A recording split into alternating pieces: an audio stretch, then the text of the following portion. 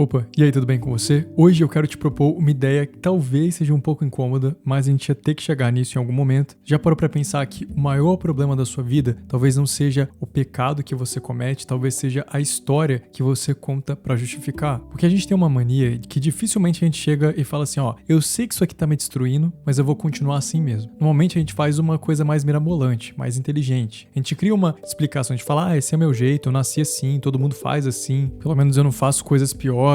Quando a minha vida melhorar, eu mudo. Deus sabe do meu coração. Se eu não tivesse passado por aquilo no passado, eu não teria esse comportamento hoje. E sem perceber, a gente vai transformando esses pecados, essas prisões, em traços da nossa própria personalidade. E isso aqui é o mais perigoso do auto-engano, porque ele não parece uma mentira. Ele parece até meio que razoável, sabe? Porque quando você se acostuma, você dorme em paz, se esquece, carregando um monte de coisa que não deveria fazer parte de você. A gente para de querer ir até Deus e começa a tentar convencer a nós mesmos de que tá tudo bem, de que nada aconteceu, de que amanhã a gente resolve, e vai fazendo isso dia após dia. E se a gente for parar pra pensar, era isso que Jesus confrontava os religiosos na época que ele passou aqui na Terra. Não é porque eles eram os que mais erravam, não. Mas é porque eles tinham a melhor justificativa para continuar errando. Porque quando você tá ali prestes a cometer um pecado, eu tenho certeza disso. Você não fica pensando que aquilo ali vai destruir a sua vida, vai destruir o seu relacionamento com Deus. Ele vai ali aos poucos falando assim,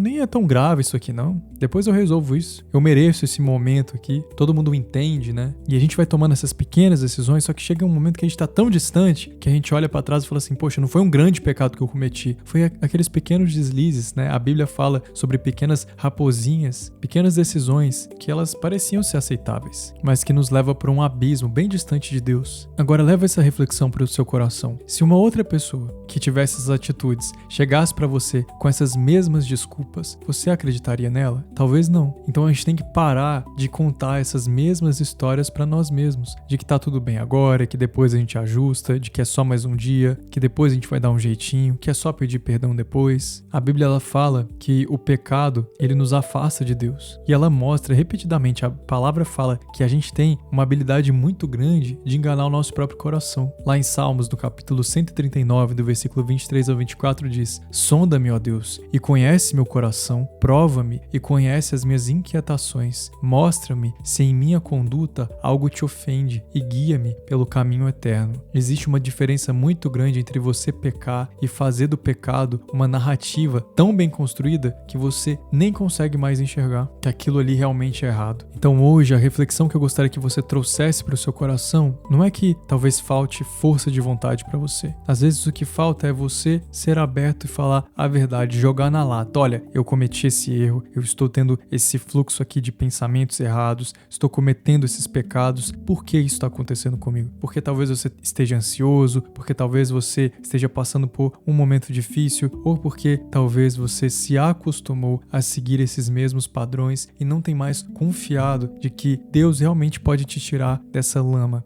Você não tem que se acostumar com a vida de pecado, você não tem que se acostumar com uma vida distante do Senhor. Nós, como cristãos, passamos por altos e baixos. Não estou aqui dizendo que você sempre vai ter uma vida perfeita, sem nenhum pecado, sem nunca cair, sem errar, mas o pecado, ele tem que ser um acidente e não algo diário, algo que faz parte da sua vida. Em Jeremias capítulo 17, versículo 9 diz: O coração humano é o mais enganoso de todos e é extremamente perverso. Quem é capaz de conhecê-lo? O Senhor Deus é capaz de conhecer cada aspecto do seu coração, mas às vezes você mesmo não está conseguindo enxergar de uma forma clara o que tem passado dentro da sua vida. Então hoje eu queria te fazer um convite para descomplicar as coisas e oferecer o seu coração a Deus. Ore comigo. Senhor Deus meu Pai, só o Senhor nos conhece completamente. O Senhor sabe de todas as coisas que aconteceram no nosso passado, que nos levaram a chegar até aqui e agora, sabe também das nossas dificuldades, das nossas fraquezas, as nossas inclinações para os pecados, e sabe que devemos ter muito cuidado, sermos vigilantes, e por isso nos enviou o Espírito Santo para nos fortalecer.